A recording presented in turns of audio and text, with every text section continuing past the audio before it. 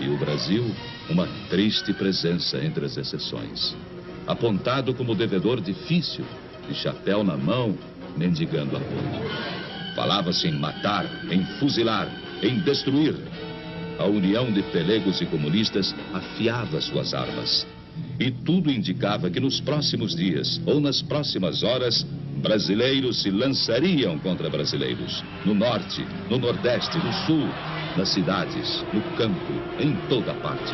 Foi no último instante, quase no momento derradeiro. E quando o país estava à beira da guerra civil, quase em pleno caos, alguma coisa aconteceu. E as Forças Armadas, elas próprias, mais do que ameaçadas, foram chamadas, praticamente intimadas, a cumprir a missão que o momento lhes impunha. Restabelecendo a ordem e livrando o país dos trapos vermelhos que ameaçavam sufocá-lo.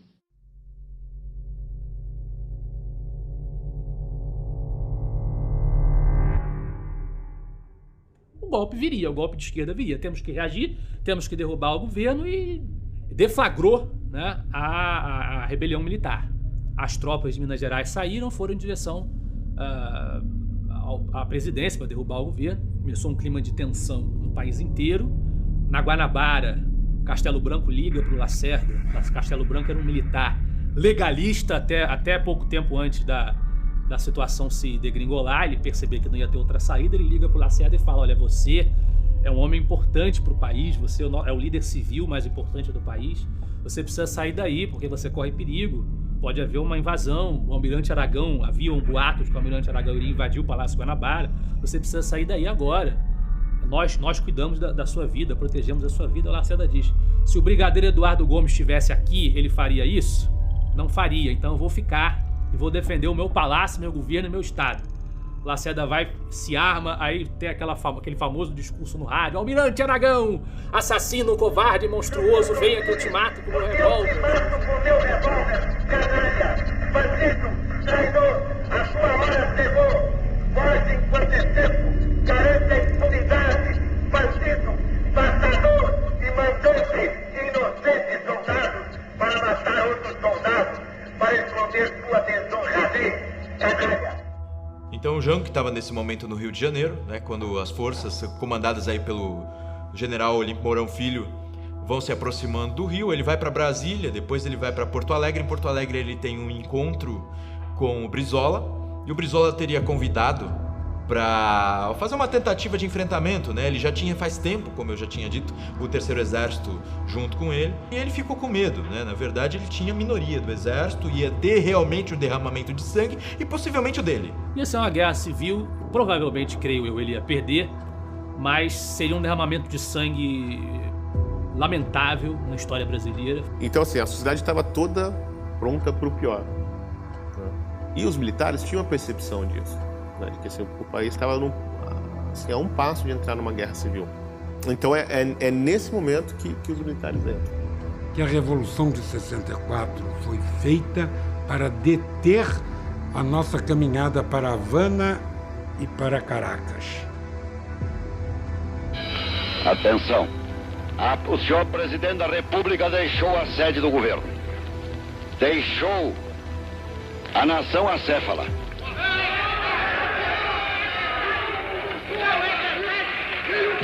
Numa hora gravíssima da vida brasileira,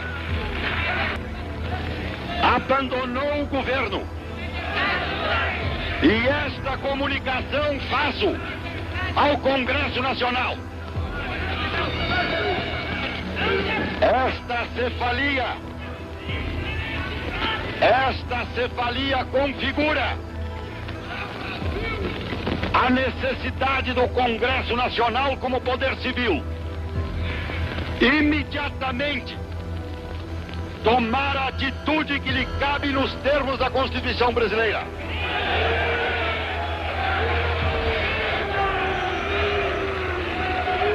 Sob a nossa responsabilidade, a população do Brasil, o povo, a ordem. Assim sendo, declaro vaga a presidência da República.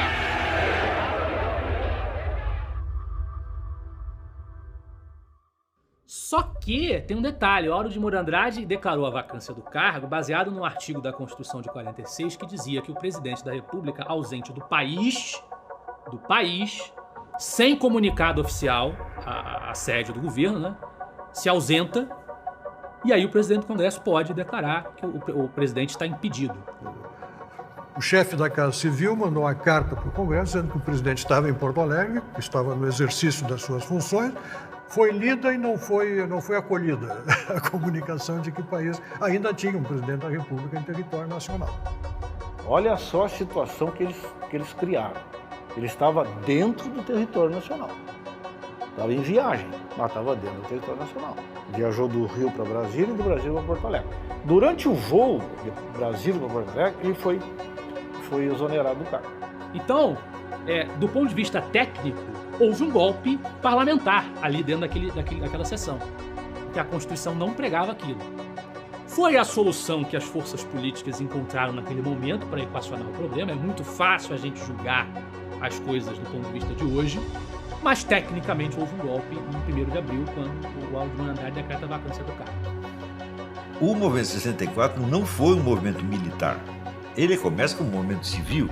Os líderes eram sobretudo governadores de estado. Os militares foram entrando de pouquinho na coisa. Só que, no final, eles se precipitaram, eles nem queriam dar o golpe. Foi o Mourão Filho que se precipitou e obrigou os outros generais a entrar na coisa. Eles estavam tudo quietinhos no canto. Daí o Mourão Filho, que era um doidão, botou os tanques na rua, começou a ir em direção ao Rio de Janeiro, daí eles todos tiveram que se mobilizar. Nesse momento que os militares entram, mas com o apoio de toda a sociedade, com vários movimentos articulados, movimentos civis que sustentaram, né? A Igreja Católica, a OAB, a imprensa inteira, a UDN, vários sindicatos que se articularam e apoiaram o movimento. O Goulart embarcou num avião e foi para São Borja. 2 dias depois, o Brizola também pegou um avião em Capão da Canoa, vestido de brigadiano, e foi para São Borja também. E daí, uns dias mais, eles passaram para o Uruguai.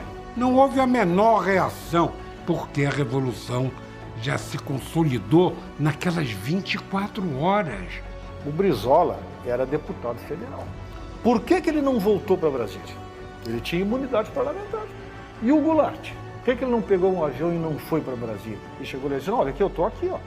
Não, os dois resolveram fugir. Brizola tinha planos de conspirar. Brizola pregava uma ditadura à esquerda e instrumentalizava o próprio Jango para isso. Então todos queriam conspirar. A diferença é que a conspiração que foi exitosa foi a conspiração do exército. Nenhuma resistência, nenhum movimento da esquerda, nem o próprio Partido Trabalhista Brasileiro, que era o partido do presidente, em momento algum, nos anos subsequentes, pediu a volta do Jango ao poder. Não houve nenhuma solicitação de restauração. A esquerda queria implantar um outro projeto que não era o do Jango. E nem seria jamais com o Jango ou com alguém como o Jango. Era a bola da vez, mas não era, nunca teve o perfil que a esquerda pretendia para o dia que chegasse ao poder no Brasil. Eles queriam alguém com outro perfil. E esse cara era o Brizola. E nós temos então aí o início do chamado, né, do ponto de vista dos militares, a Revolução, e do ponto de vista aí da historiografia mais recente e das esquerdas, temos o golpe militar. Então logo houve o golpe militar, se espalhou a versão de que o golpe tinha sido obra da CIA, não é isso? Quem lançou essa teoria foi um jornalista chamado Edmar Morel, no livro O Golpe Começou em Washington. E daí vem uma série infindável de livros, teses universitárias, filmes, programas de TV, assim, um massacre publicitário como nunca houve antes no Brasil. Só que tem o seguinte problema. O Ladislau Bittmann, ele diz o seguinte, ele diz que foi o escritório dele, da espionagem tcheca, que espalhou esta versão para a mídia brasileira, a qual comprou imediatamente. Oczywiście to o tym już pisał Ladisław Bittmann, defektor z STB z 1968 roku, który zwiał do Stanów Zjednoczonych i tam zdradził tajemnicę STB, ale my znaleźliśmy potwierdzenie w archiwum praskim. Fomos nós que inventamos isso, mas nós não conseguimos localizar nenhum agente da CIA no Brasil, então forjamos uma carta que teria sido enviada pelo chefe do FBI, não da